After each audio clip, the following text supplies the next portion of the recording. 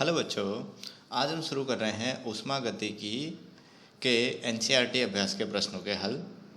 तो पहला क्वेश्चन है इसमें कि कोई गीजर 3 लीटर प्रति मिनट की दर से बहते हुए जल को 27 डिग्री सेंटीग्रेड से 77 डिग्री सेंटीग्रेड तक गर्म करता है।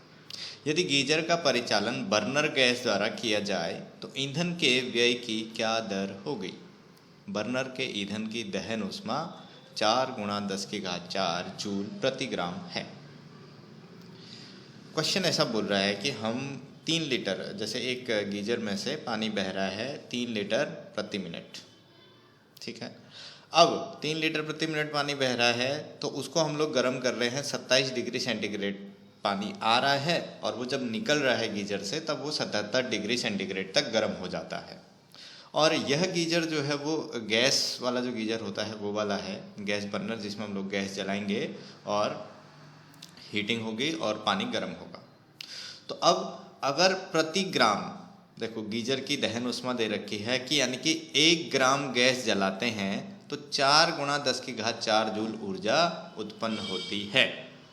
तो यह बोल रहा है कि कितना गैस जलाएं, कितना ग्राम या कितना केजी गैस हम जलाएं कि ये वाली चीज़ हो जाए, यानी कि 3 लीटर प्रति मिनट पानी निकल रहा है और वह 27 डिग्री सेंटीग्रेड का है और 77 डिग्री तक गर्म हो जाए, तो कितना गैस जलाना पड़ेगा? तो सबसे पहले हम लोग निकालेंगे कि 3 लीटर प्रति मिनट, 3 लीटर पानी को 27 से 77 डिग्री गर्म करने के लिए कितनी ऊर्जा चाहिए, यानी कितनी ऊष्मा चाहिए। तो ऊष्मा का फॉर्मूला होता है Q = ms ΔT। m क्या है? पानी गर्म कर रहे हैं तो उसका द्रव्यमान m, यहाँ पर लीटर में दे रखा है, इसको बदलेंगे केजी में, ठीक है। अब लीटर को केजी में कैसे बदलेंगे? तो ये है 3 लीटर, ठीक है। तो 3 लीटर मतलब कितना हो गया? 3 × 10⁻³ मीटर क्यूब, ठीक है। लीटर को मीटर क्यूब में बदल दिया। अब ये है आयतन, आयतन को घनत्व से गुणा करेंगे तो क्या मिलता है हमको? द्रव्यमान, क्योंकि घनत्व क्या होता है? द्रव्यमान बटे आयतन। तो द्रव्यमान क्या हो जाएगा? आयतन गुणा घनत्व। पानी का घनत्व 10⁻³ ठीक है। तो आयतन कितना है हमारे पास? 3 × 10⁻³ और घनत्व कितना हो जाएगा? 10⁻³ पानी का घनत्व। तो ये दोनों कट हो जाएंगे, बनेगा 3 kg। तो m निकाल लिया 3 kg। अब पानी की विशिष्ट ऊष्मा, तो पानी की विशिष्ट ऊष्मा आपको याद होनी चाहिए। तो S = 4.2 जूल प्रति ग्राम डिग्री सेंटीग्रेड, इतना होता है।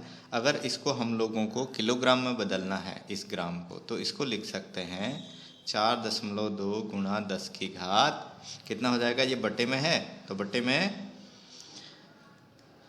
10⁻³ जूल पर केजी डिग्री सेंटीग्रेड। ऐसा आ गया। डेल्टा टी कितना है? 77 - 27। तो हम इसको निकाल लेंगे कि Q कितनी ऊर्जा या कितनी ऊष्मा चाहिए इस पानी को गर्म करने के लिए, ठीक है। तो अब इसके बाद फिर हम इस पर जाएंगे कि हम मानेंगे कि हमने माना कि m kg क्या है? गैस जलाई, ठीक है। m kg गैस जलाई, तो m kg गैस जलाने से कितनी ऊर्जा मिलेगी, और उतनी ऊर्जा इसके बराबर करनी है, यानी कि ये जो Q के बराबर, ठीक है। क्योंकि हमको इतनी ऊर्जा चाहिए, ये जो ऊर्जा निकलेगी ms ΔT, इतनी ऊर्जा चाहिए, तो इतनी ऊर्जा हम गैस से लेके आएंगे, गैस को जलाएंगे। अब यहाँ पर दे रखा है कि 1 ग्राम जलाने से इतनी ऊर्जा मिलती है, ठीक है। तो पहले इसको किलोग्राम में बदल लेंगे जो इन्होंने दे रखा है, और फिर उसके बाद हम करेंगे, जैसे ये 4 × 10⁻4 है तो इसकी विशिष्ट ऊष्मा, तो वो कितनी हो जाएगी? 4 × 10⁻7 जूल प्रति केजी हो जाएगी, ठीक है। 10⁻³ और हो जाएगा 1000, यानी कि 1 किलो यानी 1000 ग्राम होता है, तो ये इतना आ जाएगा। अब m ग्राम मतलब m kg, m से गुणा कर देंगे। अब ये ऊर्जा किसके बराबर होनी चाहिए? ये mst के बराबर, और m निकल जाएगा उसमें से। तो देखो इसको कैसे करेंगे हम, इस तरह से पहले ये आयतन जो दे रखा है उसको हम लोग किस में बदलेंगे, किलोग्राम में बदल लो, इतना किलोग्राम प्रति मिनट, 3 किलोग्राम। ताप में वृद्धि कितनी है, 77 माइनस 27 50 डिग्री सेंटीग्रेड, है ना। और जल की विशिष्ट ऊष्मा 4.2 गुणा 10⁻³ हो गया किलोग्राम में, जूल प्रति किलोग्राम डिग्री सेंटीग्रेड। और जल द्वारा ली गई ऊष्मा, तो जल द्वारा ली गई ऊष्मा कितनी हो जाएगी हमारी, ms डेल्टा टी या डेल्टा थीटा। तो m कितना है, 3 है, s कितना है 4.2 गुणा 10⁻³ और डेल्टा टी या डेल्टा थीटा किसके बराबर है, 50, ये 50 है। तो इस पर से 63 × 10⁻⁴ जूल प्रति मिनट आ गया। अब ईंधन की दहन ऊष्मा क्या है कि मतलब अब हमको इतनी ऊर्जा चाहिए प्रति मिनट, ठीक है।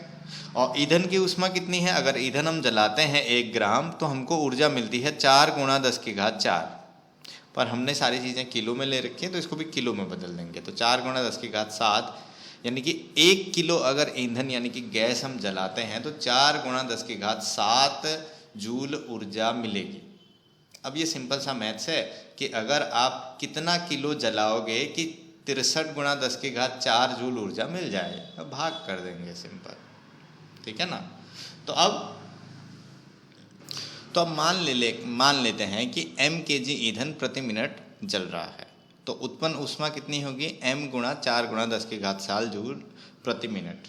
अब जल द्वारा ली गई ऊष्मा ईंधन द्वारा दी गई ऊष्मा के बराबर होगी। तो जल द्वारा ली गई ऊष्मा कितनी है, 63 × 10⁻⁴, तो m गुणा ये किसके बराबर हो जाएगा, m × 4 × 10⁻⁷। तो यहाँ से m निकाल लेंगे कि 15.75 × 10⁻³ किलोग्राम प्रति मिनट, ठीक है। अब इसको किलोग्राम को अगर आपको ग्राम में बदलना है तो 10⁻³ निकल जाएगा। तो 15.75 ग्राम प्रति मिनट हमको ईंधन जलाना पड़ेगा, यानी कि गैस जलानी पड़ेगी। अगला सवाल करते हैं। अब दूसरा सवाल है कि स्थिर दाब पर 2 × 10⁻² किलोग्राम नाइट्रोजन के ताप में, वो कमरे के ताप पर रखी गई है कि उसमें 45 डिग्री सेंटीग्रेड की वृद्धि करने के लिए कितनी ऊष्मा की आपूर्ति की जाएगी, ठीक है। इसका अणुभार दे रखा है N2 का और R दे रखा है।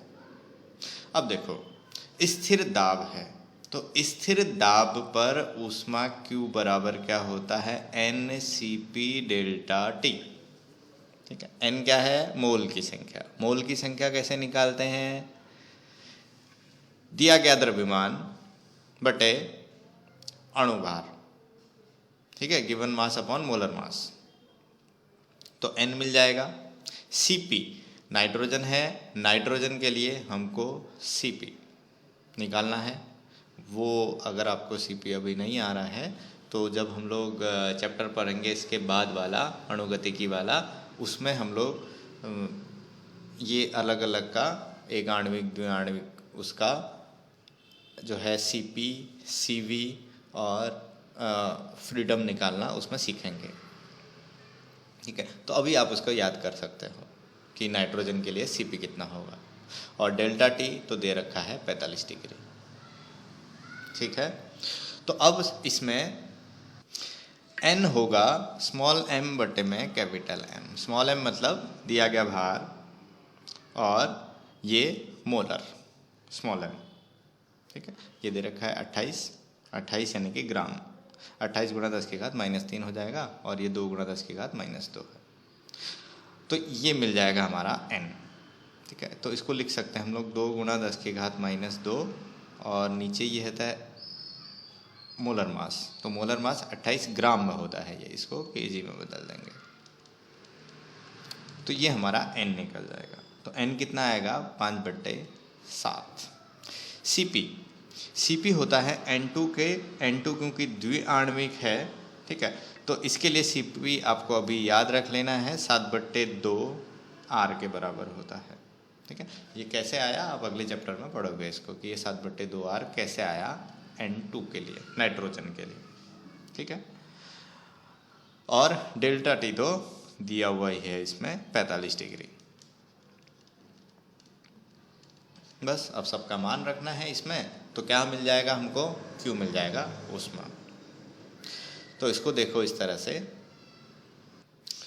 तो N2 का द्रव्यमान m यानी कि स्मॉल m दे दिया है, ताप में वृद्धि 45 डिग्री, और N2 का परमाणु द्रव्यमान कैपिटल M यानी कि 28 ग्राम है, तो इसको 28 गुणा 10 की घात -3 kg लिख देंगे। R 8.3 है। मोल की संख्या स्मॉल m बटे कैपिटल M यानी कि दिया गया द्रव्यमान बटे परमाणु द्रव्यमान, तो ये मिल जाएगा मोल की संख्या। अब नियत दाब पर विशिष्ट ऊष्मा यानी कि Cp, मोलर विशिष्ट ऊष्मा 7/2 R, और दी गई ऊष्मा Q, तो ये होता है NCP डेल्टा T। तो N का मान रख दिया, Cp का मान रख दिया और डेल्टा T का मान रख दिया, कैपिटल T होगा।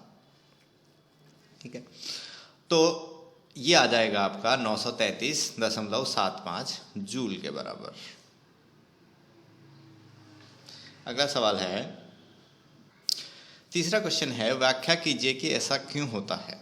पहली चीज है कि भिन्न भिन्न तापों T1 T2 के दो पिंडों को यदि ऊष्मीय संपर्क में लाया जाए तो यह आवश्यक नहीं है कि उनका अंतिम ताप T1 + T2 बटे में 2 हो।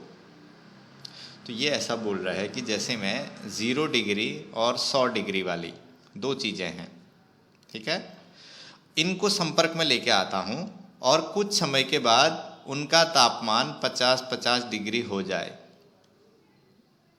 ऐसा हमेशा नहीं होता है। ठीक है, हो सकता है पर हमेशा नहीं होता है। क्यों? क्योंकि हो सकता है कि दोनों जो चीज़ें हैं जिनको मैं संपर्क में लाया उनकी ऊष्माधारिता अलग अलग हो। ठीक है, तो अगर ऊष्माधारिता अलग होगी तो ये कभी भी 50 में टेम्परेचर नहीं रुकेगा, ऊपर नीचे रहेगा। बी है अब इसका कि रासायनिक या नाभिकी संयंत्रों में शीतलक यानी कि जो ठंडा करता है कि संयंत्र के विभिन्न भागों को अधिक गर्म होने से रोकता है। ठीक है, कि विशिष्ट ऊष्मा अधिक होनी चाहिए। तो सिंपल सी बात है, विशिष्ट ऊष्मा मतलब उसकी ऊष्मा धारण करने की क्षमता। जैसे जिसे पानी का सबसे ज़्यादा होता है, पानी क्या करता है कि वह अधिक ऊष्मा को अंदर ग्रहण करके रखता है, तो इसीलिए विशिष्ट ऊष्मा ज़्यादा होगी, वो ज़्यादा से ज़्यादा ऊष्मा को उसमें से खींच पाएगा, है ना। इसीलिए कार को चलाते चलाते उसके टायरों में वायुदाब बढ़ जाता है। देखो, कार का जब टायर चलेगा तो वो क्या होता है, उसके घर्षण होता है। ठीक है, रोड के साथ घर्षण होगा, घर्षण होगा तो क्या होगा, तापमान बढ़ेगा। तो तापमान बढ़ेगा तो तापमान ये पढ़ा है आपने, तापमान समानुपाती होता है दाब के। तो ताप बढ़ेगा तो वायुदाब भी बढ़ जाएगा। किसी बंदरगाह के समीप के शहर की जलवायु समान अक्षांक के किसी रेगिस्तानी शहर की जलवायु से अधिक शीतोष्ण होती है। इसका मतलब है कि जो समुद्र के किनारे जो शहर होते हैं वहाँ पर जो जलवायु होती है वो शीतोष्ण होती है, ना तो ज़्यादा ठंडा ना ही ज़्यादा गर्म। क्यों? ये हम लोग पिछले चैप्टर में भी पढ़ चुके हैं कि समुद्र में से जो हवाएं आती हैं ठंडी होती हैं और यहाँ से गर्म हवाएं जो है वो समुद्र की तरफ जाती हैं, तो जिसकी वजह से गर्मियों में ठंडा और ठंडी में थोड़ा सा गर्म वातावरण बना रहता है। ठीक है, वो हवाओं के कारण, सी ब्रीज और लैंड ब्रीज वाला जो हमने पढ़ा है पिछले चैप्टर में, वो इसका हम लोग लिख सकते हैं इस तरह से सारे के उत्तर।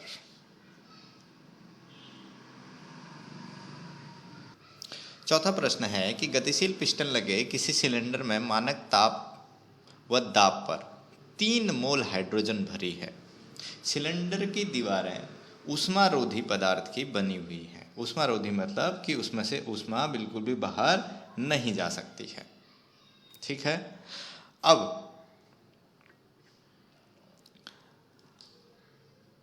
पिस्टन को उस पर बालू की परत लगाकर ऊष्मारोधी बनाया गया है, यानी कि पिस्टन से भी जो है ऊष्मा बाहर नहीं जा सकती है। तो यदि गैस को उसके आरंभिक आयतन से आधे आयतन तक संपीड़ित किया जाए तो गैस का दाब कितना बढ़ेगा, है ना, यानी कि वो पहले से कितना ज़्यादा बढ़ जाएगा। तो अब यहाँ पर जैसा कि ये ऊष्मारोधी दीवार है तो हमको पता चल गया कि ये प्रक्रम कौन सा है, रुद्धोष्म प्रक्रम है। तो रुद्धोष्म के लिए क्या होता है, PV/γ बराबर कांस्टेंट, यानी कि P1V1 पावर गामा और P2V2 पावर गामा। हमको क्या चाहिए कि बाद वाला कितना बढ़ जा रहा है, यानी कि पहले वो P1 है, बाद में P2 है। ठीक है, तो अब V1 को हम लोग V ले लें और बाद वाले को आधा कर दे रहे हैं, तो कितना हो जाएगा, तो P ये हो गया हमारा V रेज़ टू गामा और P2 और V/2 की पावर गामा। अब गैस कौन सी है, हाइड्रोजन है, हाइड्रोजन के लिए गामा, तो हाइड्रोजन के लिए गामा होता है हमारा 7/5 यानी कि 1.4। अब ये V से V कट हो जाएगा, गामा हमारे पास है P2/P1 हमको निकालना है। और हम यह भी मान सकते हैं कि पहले वह मानक ताप व दाब है, यानी कि 1 atm प्रेशर है ये P1 कितना है, 1 atm है, मानक दाब और दाब दिया हुआ है इसीलिए, तो हमको सिर्फ P2 निकालना है। तो देखो इसको इस तरह से निकाल लेंगे आसानी से, V1 V के बराबर, V2 V/2 हो जाएगा, P2/P1 निकालना है। H2 गैस के लिए यानी कि द्विआण्विक है, तो गामा हो जाएगा 7/5 यानी कि 1.4, तो P1 V1 raise to gamma, P2 V2 raise to gamma, तो P2/P1 हो जाएगा V1/V2 पावर में गामा। V1 जो है वो V के बराबर है, V2 V/2 के बराबर है, ये 2 की घात 1.4, और ये होगा आपका, इसको लॉग से आप लोग सॉल्व कर सकते हो, और 2.64 इतना हो जाएगा हमारा P2/P1। और यहाँ पे सिर्फ P2 निकालना है, तो आप 1 atm रख के यानी कि 2.64 atm हो जाएगा ये, यानी कि बढ़ जाएगा। अगला सवाल 5वां है कि रुद्धोष्म विधि द्वारा किसी गैस की अवस्था परिवर्तन करते समय उसकी एक साम्य अवस्था A से दूसरी साम्य अवस्था B तक ले जाने के लिए निकाय पर 22.3 जूल कार्य किया जा रहा है। यदि गैस को दूसरी प्रक्रिया द्वारा, है ना, पहले किसके द्वारा ले जा रहे हैं, रुद्धोष्म विधि के द्वारा, अब किसी दूसरी प्रक्रिया, वो रुद्धोष्म नहीं है, ठीक है, यदि गैस को दूसरी प्रक्रिया द्वारा A से B में ले जाने के लिए निकाय द्वारा अवशोषित नेट ऊष्मा दे दी है, अब है ना, इसमें ऊष्मा ले रहा है, इसमें नहीं लेगा क्योंकि ये रुद्धोष्म है, 9.35 कैलोरी है, तो बाद के प्रकरण में निकाय द्वारा किया गया नेट कार्य कितना हुआ। 1 कैलोरी दे दिया है, 4.19 जूल के बराबर। अब हमको पता है कि पहले नियम के अनुसार डेल्टा Q बराबर delta U plus delta W होता है, ये तो हमको पता है, पहला नियम ऊष्मागतिकी का। अब अगर क्या बोलते हैं, प्रक्रम अगर रुद्धोष्म है तो डेल्टा Q क्या हो जाएगा, 0 हो जाएगा, तो डेल्टा W क्या बन जाएगा हमारा, या डेल्टा U क्या हो जाएगा, माइनस डेल्टा W। तो डेल्टा U कितना आया यहाँ से, डेल्टा W कितना है, 22.23, ठीक है, तो कितना आ गया ये, माइनस 22.3 जूल आ गया डेल्टा U, ठीक है। अब इस प्रक्रिया में यानी कि ये वाली तो कौन सी थी, यहाँ से हम लोग A से B तक लेके गए थे गैस को, है ना, यहाँ से P1 V1, P1 से P2 V2 T2 पर। अब दूसरी ये वाली प्रक्रिया जो थी वो रुद्धोष्म थी, तो रुद्धोष्म प्रक्रिया में डेल्टा Q बराबर 0 हो गया, तो अब जितना भी कार्य होगा वो आंतरिक तापमान में परिवर्तन के बराबर होगा, ठीक है, आंतरिक ऊर्जा में, यानी कि माइनस 22.3 आया। अब दूसरी कोई प्रक्रिया है, उसमें भी A से B ले जा रहे हैं, पर अब जो है वो प्रक्रिया रुद्धोष्म नहीं है ना, अब वो ऊष्मा क्या करेगा, वो निकाय द्वारा अवशोषित ऊष्मा दे दी है अब, ठीक है। अब दूसरी के लिए ये क्या था, पहले के लिए, अब दूसरे के लिए, दूसरी प्रक्रिया के लिए, तो दूसरी प्रक्रिया के लिए भी चीज़ तो वही होगी, डेल्टा Q बराबर delta U plus delta W। अब डेल्टा Q हमको दे रखा है 9.35, इसको जूल में बदल देंगे क्योंकि सारी बातें हम जूल पे ही कर रहे हैं। हमको निकालना है कि दूसरे में कार्य कितना कर रहा है, यानी कि डेल्टा W, ठीक है, और डेल्टा U, तो डेल्टा U तो हमने क्या कर रखा है, तो डेल्टा U तो पहले निकाल रखा है, ये है 22.3 जूल प्लस डेल्टा डब्ल्यू। अब ये प्लस क्यों लिया? देखो प्लस इसलिए लिया क्योंकि यहाँ पर ये जो कार्य है, ये वाला जो डेल्टा डब्ल्यू हमने लिया है, ठीक है, एक तो है डेल्टा यू बराबर माइनस डेल्टा डब्ल्यू। अब ये जो कार्य है डेल्टा डब्ल्यू, यह निकाय पर किया गया कार्य है, तो इसको हम लोग दरअसल इस तरह से लिखेंगे माइनस 22.3 जूल, यानी कि ये हो जाएगा प्लस 22.3 जूल। तो यहाँ पर रख दिया। अब डेल्टा डब्ल्यू निकालना है, ये इधर जाके माइनस हो जाएगा। तो इसको हम लोग लिखेंगे इस तरह से। पहले वाले यानी कि जो पहली वाली सिचुएशन दे रखी है उसमें निकाय पर कार्य हो रहा है ना, तो इसलिए डब्ल्यू क्या आएगा माइनस 22.3 जूल। निकाय द्वारा कार्य होता है तो प्लस होता है, निकाय पर किया गया है, इसका थोड़ा ध्यान रखना चिन्ह का। चूंकि कार्य निकाय पर किया गया है अतः कृत कार्य ऋणात्मक लेंगे। अब रुद्धोष्म प्रक्रम है तो डेल्टा क्यू 0 हो गया, तो प्रथम नियम के अनुसार डेल्टा क्यू बराबर delta U plus delta W होता है। तो डेल्टा क्यू रखा, तो डेल्टा यू रखा हमने, और delta Q plus delta W. तो अब डब्ल्यू दे दिया है माइनस, तो ये माइनस माइनस प्लस हो गया डेल्टा यू। अब जो डेल्टा यू है ना, चाहे कोई भी प्रक्रम हो, अगर वो ए से बी पर जा रहा है ना, तो चाहे हम किसी भी रुद्धोष्म से ले जाएं या फिर हम आइसोथर्मल से ले जाएं, किसी भी आइसोबारिक से ले जाएं, डेल्टा यू चेंज नहीं होगा, डेल्टा यू सब में बराबर होगा। क्यों? क्योंकि डेल्टा यू जो है ना, ये बीच के उस पर निर्भर नहीं होता है, वह प्रारंभिक और अंतिम बिंदुओं पर निर्भर होता है डेल्टा यू। इसीलिए तो पहले वाले प्रक्रम के लिए भी डेल्टा यू जो आ गया वही दूसरे वाले के लिए भी होगा, ठीक है। ये पहले वाला रुद्धोष्म है तो दूसरे वाले में भी ए से बी पर ले जा रहे हैं गैस को, तो उसके लिए भी डेल्टा यू समान रहेगा, ठीक है। डेल्टा क्यू और डेल्टा डब्ल्यू बदल जाएगा पर डेल्टा यू समान रहेगा। अब दूसरे वाले में, तो दूसरे वाले में अब रुद्धोष्म नहीं है, उसमें वो ऊष्मा अवशोषित कर रहा है 9.35 कैलोरी, तो इसको जूल में बदल दिया। अब दोनों अवस्था के बीच आंतरिक ऊर्जा, तो आंतरिक ऊर्जा तो उतनी ही रहेगी जितनी पहले वाले में थी, 22.3 जूल, ठीक है।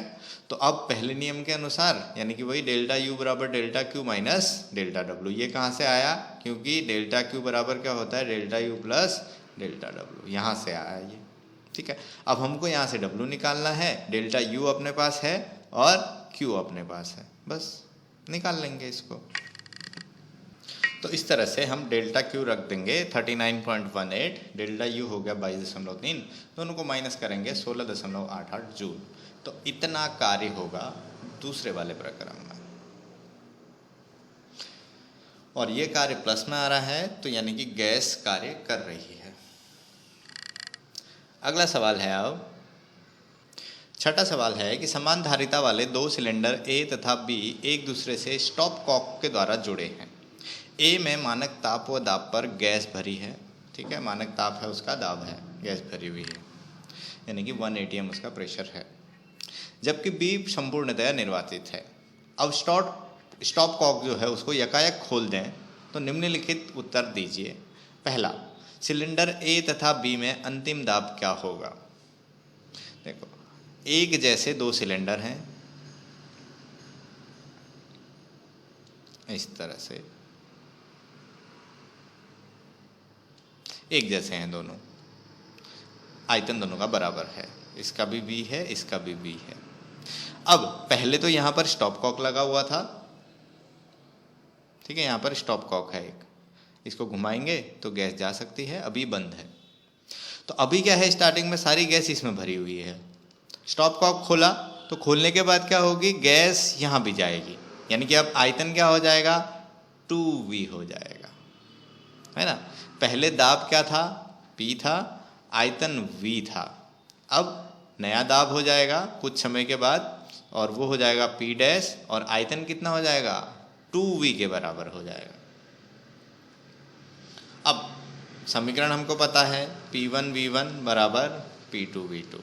P1 क्या रखना है, एक एटमॉस्फेरिक प्रेशर, V1 क्या रखना है, V, P2 हमको चाहिए, और V2 क्या है, 2V, क्योंकि गैस दोनों में बढ़ गई, बस P2 निकालना है, V से V कट हो जाएगा, 1/2 atm, सिंपल।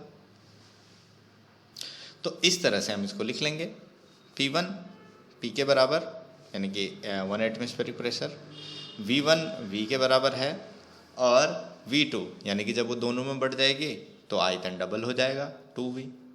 P2 निकालना है तो P1 V1 बराबर P2 V2, ठीक है। P2 बराबर P1 V1 बटे V2, V बटे 2V, V से V कट हो गया, P बटे 2। P क्या है 1 ATM, है ना, वो पहले ही दे रखा है, मानक ताप और दाब। मानक दाब यानी कि 1 ATM का प्रेशर, तो 1 ATM बटे में 2 यानी कि आधा ATM, 0.5 ATM हो जाएगा प्रेशर, घट जाएगा क्योंकि आयतन बढ़ गया है, प्रेशर कम हो जाएगा। बी बोल रहा है इसमें कि गैस की आंतरिक ऊर्जा यानी कि डेल्टा यू में परिवर्तन कितना होगा। अब जब कोई तापमान में परिवर्तन नहीं हो रहा है यहाँ पर, तो डेल्टा यू नहीं बदलेगा, है ना, तो डेल्टा यू कितना हो जाएगा 0। गैस के ताप में परिवर्तन, गैस के ताप में परिवर्तन क्या है 0, ताप में कोई परिवर्तन नहीं हो रहा है। क्या निकाय की माध्यमिक अवस्थाएं यानी कि अंतिम साम्य अवस्था प्राप्त करने से पूर्व इसके पीवीटी पृष्ठ पर होगी। तो यानी कि बोल रहा है कि यह प्रारंभिक से अंतिम के बीच में जो है वह गैस नियम का पालन करेगी कि नहीं करेगी, PV = μRT कांस्टेंट होगा कि नहीं होगा। तो अब यह जो हम जैसे स्टॉप कॉक खोलते हैं तो यह प्रक्रिया इतनी यकायक होती है, इतनी तीव्र होती है कि यह उस समय में जो है वो समीकरण, गैस समीकरण को संतुष्ट नहीं करती है, इसलिए ये पीवीटी पृष्ठ पर नहीं होंगे। इसको हम लोग लिख सकते हैं इस तरह से, तीनों को, बी, सी और डी को। अगला क्वेश्चन करते हैं इसके बाद। 7वां प्रश्न है कि एक वाष्प इंजन अपने बॉयलर से प्रति मिनट 3.6 × 10⁹ जूल ऊर्जा प्रदान करता है, जो प्रति मिनट 5.4 × 10⁸ जूल कार्य देता है। तो इंजन की दक्षता क्या होगी और प्रति मिनट कितनी ऊष्मा अपशिष्ट होगी, यानी कि व्यय हो रही है। तो दक्षता आपने पढ़ा है कार्य बटे ऊष्मा, ली गई ऊष्मा, है ना, ये ली गई ऊष्मा है और उसके द्वारा किया गया कार्य है, यानी कि कितनी ऊष्मा लेकर कितना कार्य कर रहा है, यह उसकी दक्षता होगी। तो आपको कार्य दिया हुआ है, ये है, और ऊष्मा, और अगर इसको हम लोग गुणा 100 कर देंगे तो ये प्रतिशत में दक्षता मिल जाएगी, ठीक है।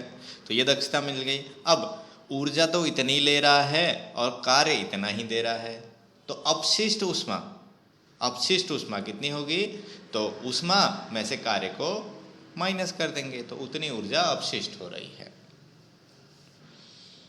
तो इसको हम लोग निकालेंगे ऐसे।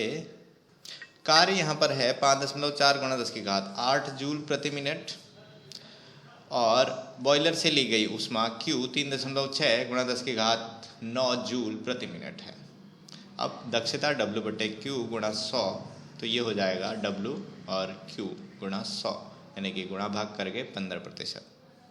अब प्रति मिनट व्यय ऊष्मा यानी कि अपशिष्ट ऊष्मा, तो कुल ऊष्मा इंजन ने जो पैदा की वो, और उसमें से जितना कार्य हुआ वो तो काम आ गया, जो बाकी का है वो क्या हो जाएगा व्यय, तो Q - W करेंगे तो ये हो जाएगा आपका 3.1 × 10⁹ जूल प्रति मिनट।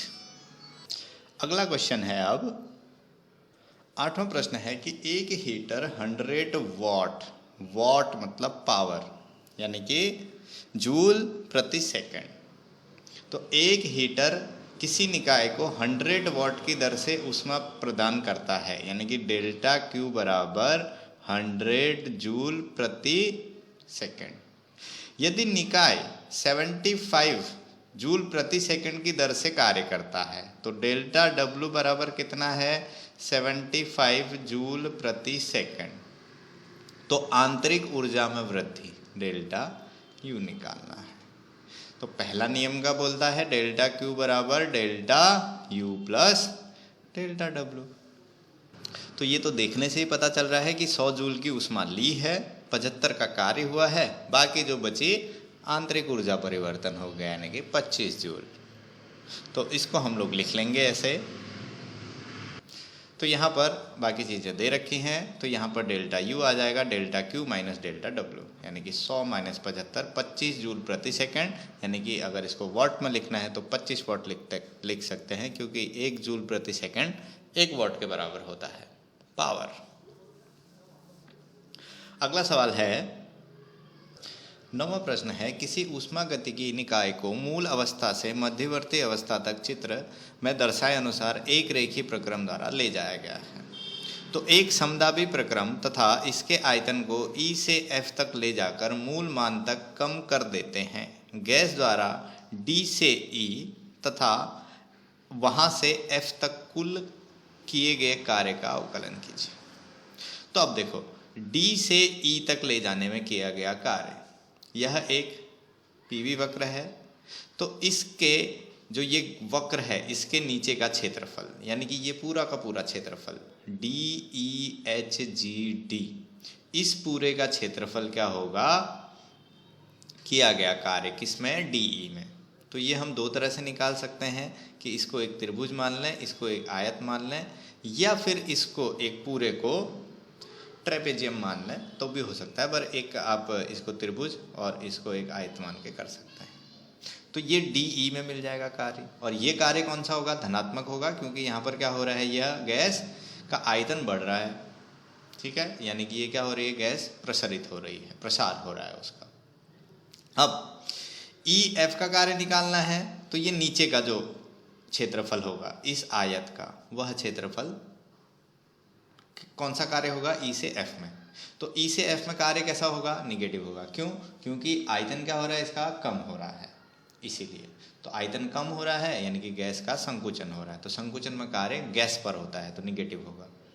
तो अब कुल कार्य क्या होगा, ये पहले वाला कार्य DE में और EF में, है ना, कुल कार्य। और आपको डायरेक्ट निकालना है, तो यानी कि ये कुल जो क्षेत्रफल है उसमें से नीचे वाला क्षेत्रफल घटा दो, तो सिर्फ ये वाला जो क्षेत्रफल बचेगा, ये त्रिभुज का, वही कार्य होगा DEF का कुल कार्य। तो देखो, इसको हम लोग कैसे निकालेंगे। तो पहले DE का कार्य निकाल लेते हैं। DEHGDG का क्षेत्रफल, ये प्लस में होगा, तो इसका क्षेत्रफल 1/2 गुणा आधार गुणा लंब होता है, तो आधार हो गया 600 गुणा 600 माइनस 300 और लंब, और ऐसे ही ये नीचे वाला जो आयत है उसका क्षेत्रफल 300 गुणा 5 माइनस 2, तो ये आ गया 1350। अब EF के लिए, तो EF नीचे वाला है, यानी कि ये EF, तो सिर्फ इसका, तो ये क्या होगा, 5 माइनस 2 गुणा 300, ठीक है। तो 5 माइनस 2 3, 3 3 9, 900, बट ये किस में आएगा, माइनस में, तो माइनस 900। तो कुल कार्य कितना हो जाएगा, दोनों को जोड़ देंगे, तो 1350 माइनस 900, 450 जूल आ गया इसका।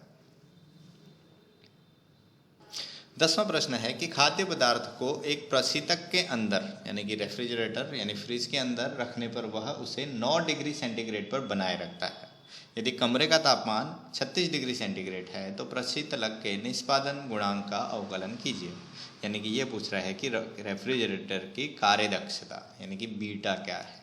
तो बीटा बराबर होता है T2 बटे में T1 माइनस T2, जो आपने निकाला था ना Q2 बटे में W, Q1 माइनस Q2, ऐसा था ना। Q2 कितनी ऊष्मा ये लेता है और कितना कार्य करना पड़ता है उसके लिए, और कार्य क्या होता है Q1 माइनस Q2, Q2 बटे Q1 माइनस Q2। तो यहाँ से हमने निकाला है Q हो जाता है MS T2, तो MS MS कट जाएगा, सब T2 upon T1 minus T2 बचता है। अब T1 दे रखा है, T2 दे रखा है, ठीक है। तो T1 कितना है 36, T2 कितना है 9। तो यहाँ पर पहले T1 लिख लेंगे, T1 कितना है 36, उसको केल्विन में बदल देंगे, 36 डिग्री को 273 करके 309 केल्विन हो गया। ऐसे ही T2 सिंक का तापमान, ठीक है, तो वो कितना हो जाएगा 9 प्लस 273 केल्विन, और ये हो जाएगा 282 केल्विन। बस T2 और T1 का मान रखना है, तो ये आ जाएगा 10.4। कोई मात्रक इसका नहीं होगा क्योंकि तापमान बटे तापमान है। तो इस तरह से हमने सारे 10 क्वेश्चन सॉल्व किए, आपको अच्छे से समझ में आए होंगे। Thank you.